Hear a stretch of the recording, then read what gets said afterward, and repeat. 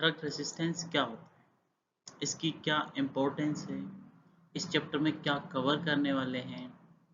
So let will be discuss one by one. So इस chapter में अपन major पढ़ेंगे ड्रग रेसिस्टेंस के बारे में, ड्रग रेसिस्टेंस कितने टाइप का होता है और ड्रग रेसिस्टेंस को ओवरकम कैसे कर सकते हैं या इसको कैसे बचा सकते हैं पेशेंट को, how to overcome drug resistance.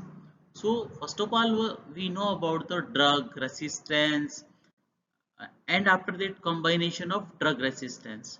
So first of we try to know about one by one.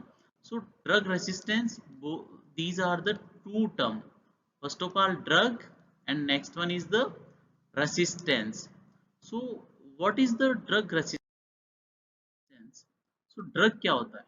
Basically, do you know about the drug? So drug, that is the substance that change a person's mental or physical state. Drug basically एक chemical होता है जो क्या करता है, एक person की physical और केमिकल स्टेट को चेंज कर देता है। यानी कि उसमें इमोशनल चेंजेस आ सकते हैं, बॉडी में कुछ लाइक पेन हो रहा है तो पेन किलर का काम कर सकते हैं, तो ये स्टेज को वो चेंज कर सकता है। सो ये जो है ना, ये जो कहा गया है ना कि ड्रग क्या है, तो बेसिकली यही ड्रग के बारे में है। नेक्स्ट बात करेंगे resistance.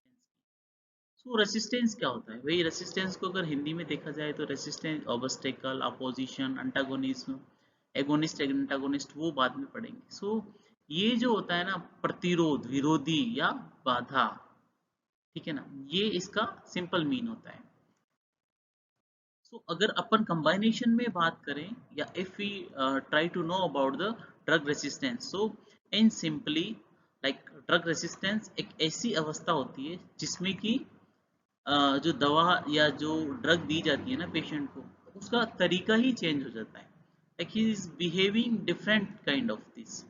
So drug resistance is a condition at which any taken drug is not remain effective due to modification or alteration in pathological physiological process of microorganism. So ये जो होता है ना माइक्रो ऑर्गेनिजम्स की changes के हिसाब से drug resistance develop हो जाता है। आपने जिस चीज के लिए ड्रग दी है ना, उसका आप इफेक्ट नहीं देख पाएंगे। लाइक अगर आपने पेन किलर दी है, सॉरी आपने एंटीबायोटिक दी है, अगर फीवर के लिए एंटीबायोटिक दी है, लेकिन उसमें कोई इफेक्ट नहीं आएगा, या फिर कोई इन्फेक्शन हो रहा है, टॉन्सिलाइटिस हो रहा है, उसके लिए दी है लेकिन उसका इफेक्ट नहीं आएगा। So what are the type of drug resistance, drug resistance क्या होता है और कितने टाइप का होता है। सो basically drug resistance is the two type, one is the naturally and second is the acquired resistance. So naturally क्या होता है कि आप कोई भी एंटीबायोटिक देते हैं लेकिन वो अफेक्ट ही नहीं करता है, क्यों? क्योंकि उसमें जो टारगेटेड एंजाइम होता है वो एब्सेंट होता है। So organism have never respond to the antimicrobial because they don't have any particular targeted site or targeted enzymes for that particular specialization.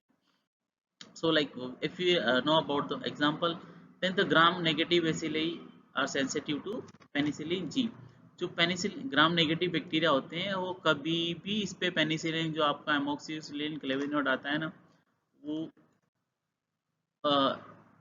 इस पे एक्ट नहीं करते हैं। एक्वायर्ड में क्या होता है, किसी से कुछ लेना, अक्वायर्ड किसी से कुछ लेना।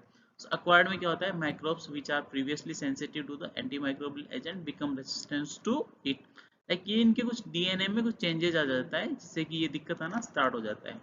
सो these are the types of drug resistance.